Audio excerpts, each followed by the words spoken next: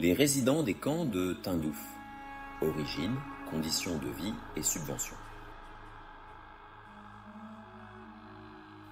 Les camps de Tindouf, situés dans le sud-ouest de l'Algérie, accueillent depuis les années 1970 des dizaines de milliers de réfugiés sahraouis. Ces populations vivent dans des conditions extrêmement précaires et dépendent presque entièrement de l'aide internationale et du soutien algérien. Nous explorerons dans la vidéo les origines des résidents, leurs conditions de vie difficiles et les subventions qui leur permettent de survivre. Origines des résidents.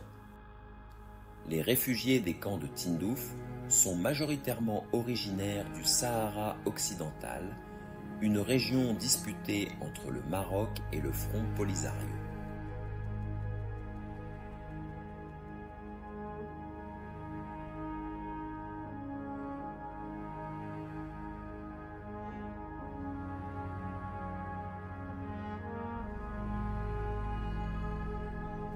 Avant le conflit, cette population sahraoui était composée de tribus nomades vivant dans des zones telles que Laayoune, Smara, Boujdour et Dakhla.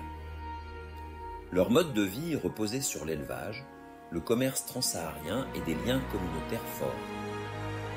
En 1965, lorsque l'Espagne s'est retirée du Sahara occidental, le territoire a été réintégré au Maroc dans le cadre de la Marche verte.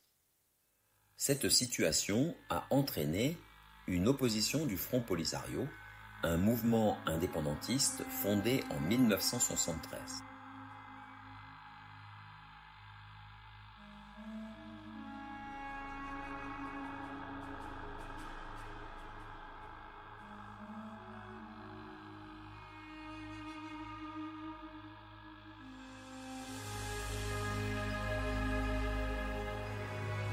Le conflit militaire qui s'en est suivi a forcé des milliers de Sahraouis à fuir leurs terres et à chercher refuge en Algérie.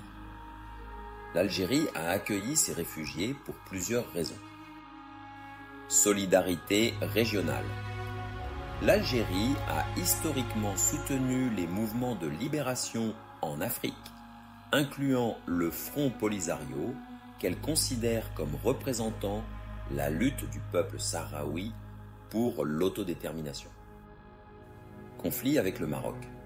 L'Algérie et le Maroc entretiennent des relations tendues depuis des décennies, notamment en raison de différends territoriaux et de divergences politiques. Soutenir le Front Polisario est perçu comme un moyen pour l'Algérie de contester l'influence marocaine dans la région. Position politique internationale.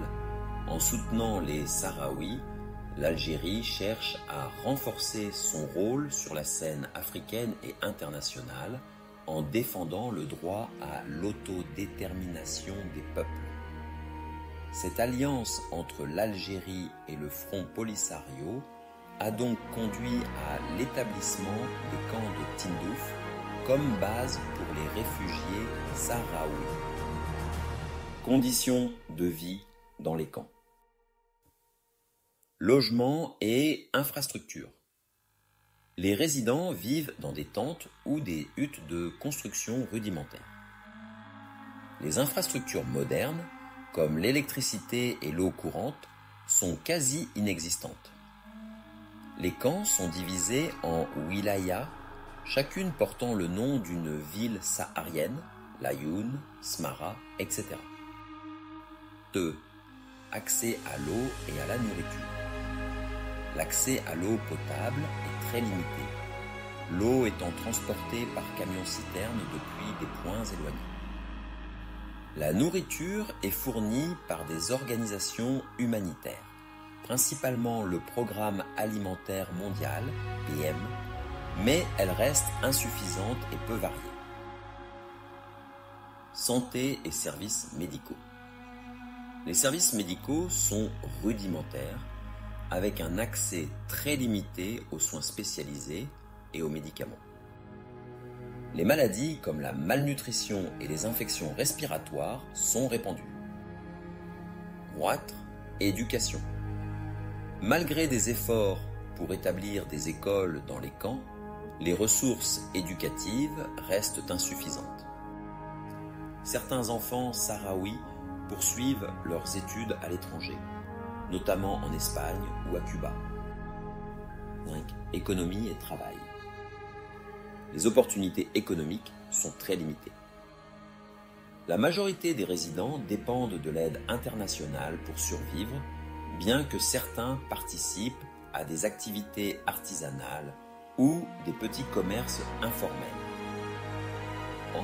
Climat et environnement. Le climat aride de la région rend la vie encore plus difficile, avec des températures extrêmes et des tempêtes de sable fréquentes.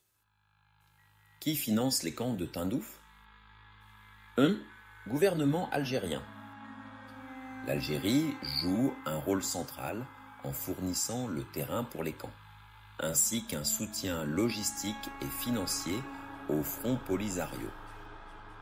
2. Organisation internationale. Nations Unies. Le PAM, le Haut Commissariat pour les réfugiés, HCR, et l'UNICEF sont parmi les principaux acteurs fournissant de la nourriture, des soins et des infrastructures éducatives. Union européenne. L'UE finance divers projets humanitaires dans les camps. ONG humanitaire. Des organisations comme Oxfam, Médecins sans frontières, et le Norwegian Refugee Council participent ainsi à l'aide humanitaire. 4. Pays donateurs et associations solidaires. Des pays européens, notamment l'Espagne et l'Italie, ainsi que des associations locales, organisent des collectes de fonds et des campagnes de soutien. 5. Défis et critiques. Des rapports, notamment celui de l'Union européenne, ont mis en lumière des cas de détournement de l'aide humanitaire. Cette situation aggrave la dépendance totale des camps envers l'aide extérieure.